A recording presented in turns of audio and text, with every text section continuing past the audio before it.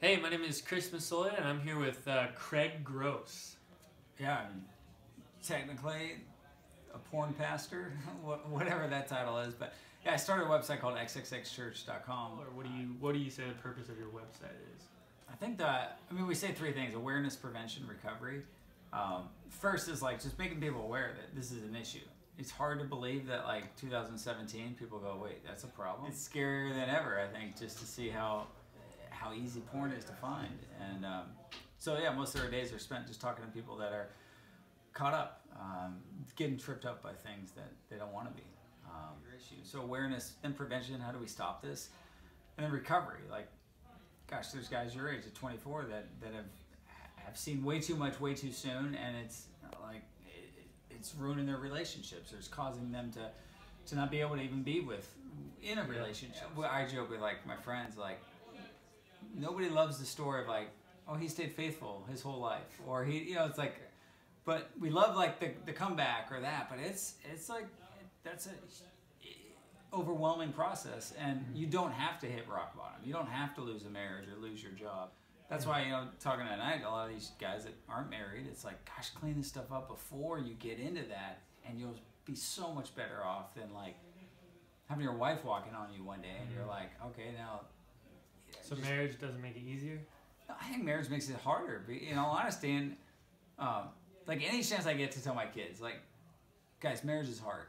Like, I never heard that. I heard don't have sex till you get married, and when you get married, it's gonna have like the most awesome thing. It's like, I always just heard that like marriage solves all the, like, when you wait, you do it right, and then it's like marriage is just it's hard. And I think these things that you never talked about, if you never talked about them while you're dating or before you got engaged, or what do you think all of a sudden, like, one, they're not going to disappear, and two, they're not going to go away if you avoid them. They're actually going to come to surface inside your marriage, and you're going to go, my gosh, how do we deal with that now? And this isn't just... So do you think you should bring that up while you're dating? I don't know if this is the first date kind of topic, like how's your porn use, or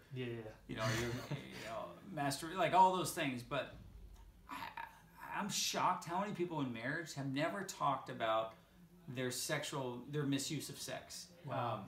With other, or their porn use. And then they get in a marriage, it's like surprise, like, well, yeah, I was addicted to porn for 15 years.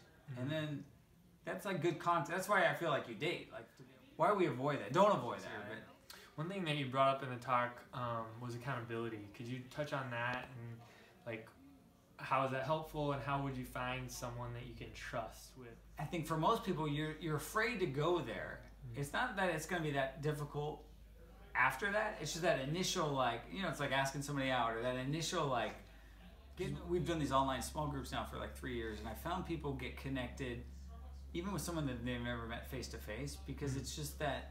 Do you think that's easier than in person? Well, I think it's an easier way to start, because the thing that we're fearful of is like, we don't expect to hear the words "me too," but I think accountability at the core is like finding somebody who maybe that's stronger than you in certain areas, and it's that idea of like, gosh, if we could have that mindset of like, gosh, even young people getting married, it's like, go find a marriage mentor that's like older than you, and why do we shy away from those things?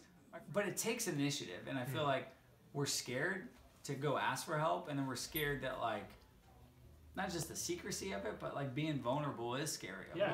What would you say to someone who's maybe watching this who says, I want to take that step, I want to find someone to be accountable to? How do they like sign up on your site for a small group, or what would be a good first step? Yeah, I think if you're at that point, like, one, like, be great, don't wait till you hit that rock bottom. But if you're like, man, I see myself going here, if you have somebody, online is good, offline in real life is better. Yeah. But maybe it's easier because it's like, oh, I won't know these people, I can't, and they won't know me. And they know, but for your average guy that goes, man, just talk to your friend and go, let's dive into this book, or let's, here's these questions that might trip you up. I think we want things to fall in our lap, but nothing happens that way. Like, you have to somebody's got to lead it, and you just throw it out there. Yeah. And I think that's just, get over that one scary thing and just go find somebody that man, I would love them in my corner. Yeah. Awesome. Cool. All right. All right. Thanks, man. But if you're willing and brave enough to go, hey man, you've got permission to talk to me about the stuff that trips me up.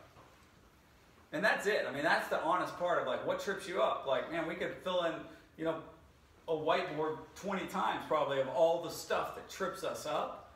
And it's going to keep tripping you up unless you talk to somebody else about it and give them permission in your life to say, hey man, I want you, I need you to ask me this. And when I run away from you and when I go silent, like track me down. We created